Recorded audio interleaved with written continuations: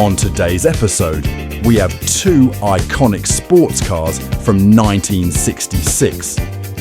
Both were manufactured in Italy. One was the established pinnacle of automotive excellence. The other came from a tractor manufacturer who very intentionally became a car producer. Two different approaches. One focused on refining its tradition. The other obsessed with radical reinvention. This is the ultimate evolution of the past versus the chaotic birth of the future. The question we're asking today isn't about who was faster on a straight. It's about the soul of the machine. You are watching Liquid Driven. In the mid-1960s, Italy was the undisputed center of the automotive universe. But within those borders, a war was being waged, not with soldiers, but with steel, aluminum, and gasoline. It was a war of philosophies. Maranello, 1966. Enzo Ferrari is at the height of his powers. For him, the formula for a Grand Tourer was a solved equation. The engine goes in the front, the power goes to the back, and the badge carries the weight of 1,000 racing trophies. The 275 GTB4 was the final shimmering peak of that belief. Designed by Pininfarina, it doesn't shout, it flows. It has that long, purposeful hood and a tight, muscular rear that suggests speed without needing to prove it. It's a machine shaped by decades of racing discipline.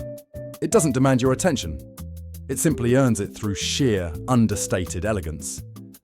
But the real magic happened under the skin.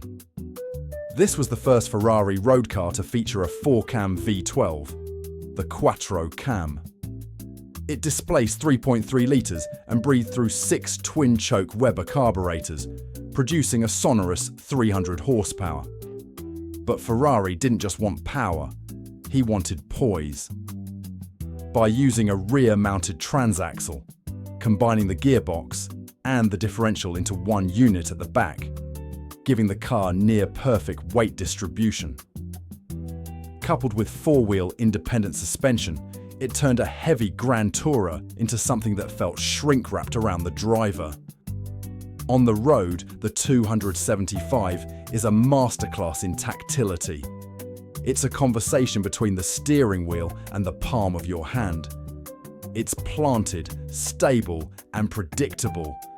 The kind of car that invites you to cross a continent before lunch and arrive looking better than when you left. It was the front-engine V12 Grand Tourer, perfected. But while Enzo was refining his masterpiece, something was happening in Sant'Agata that would change the world forever.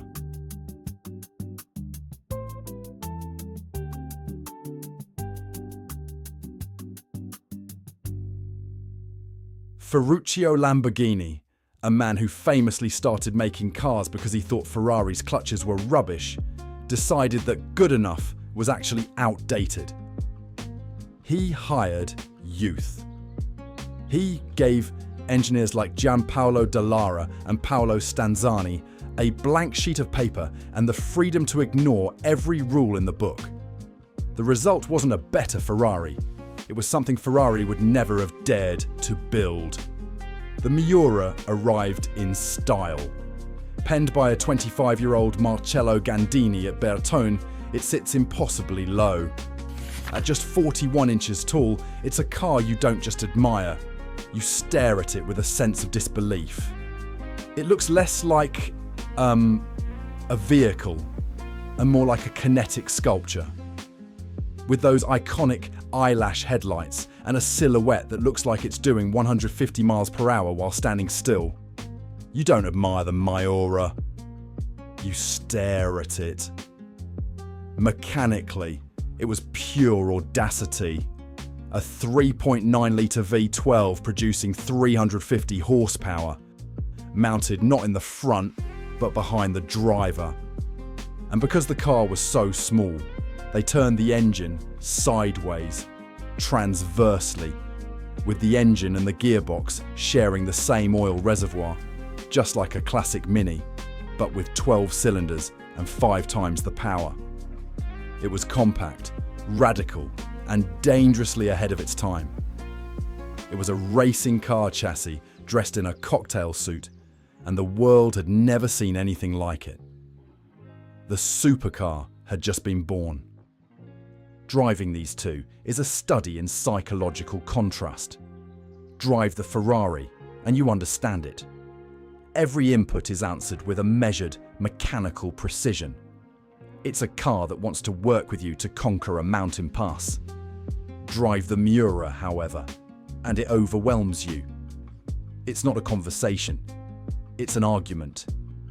The V12 screams just inches from your spine, separated by only a thin pane of glass. The front end gets notoriously light as the fuel tank empties, and the heat from the radiator tunnels through the cabin until you're as cooked as the engine. It was experimental, it was temperamental, and it was learning in public. But that was the Miura's secret. Where the Ferrari offered respect and composure, the Lamborghini offered obsession and desire. It became the poster on every bedroom wall, the dream that bypassed the brain and went straight to the heart. It was flawed, it was loud, and it was glorious. The Ferrari 275 GTB/4 didn't start something new, it finished something.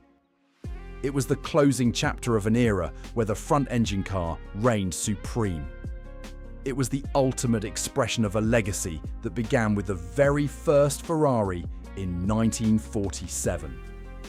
The Miura, however, didn't refine the future. It created it. The very concept of the mid-engine supercar starts right here. Every modern Lamborghini, every McLaren, every mid-engine Ferrari that followed owes its existence to the moment Ferruccio decided to turn the engine sideways. So, which is better? That's the wrong question. The Ferrari 275 GTB/4 is what happens when a philosophy reaches absolute perfection. It is refined, balanced, and complete. The Lamborghini Miura is what happens when someone dares to break the mold. It is radical, flawed, and completely unforgettable. One mastered the road, the other changed it forever. There you have it. So, what's your view on these two Italian icons? Which car appeals to you more? Talk to us in the comments.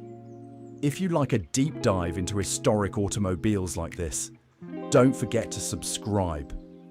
It helps us keep these stories alive. See you next time on Liquid Driven.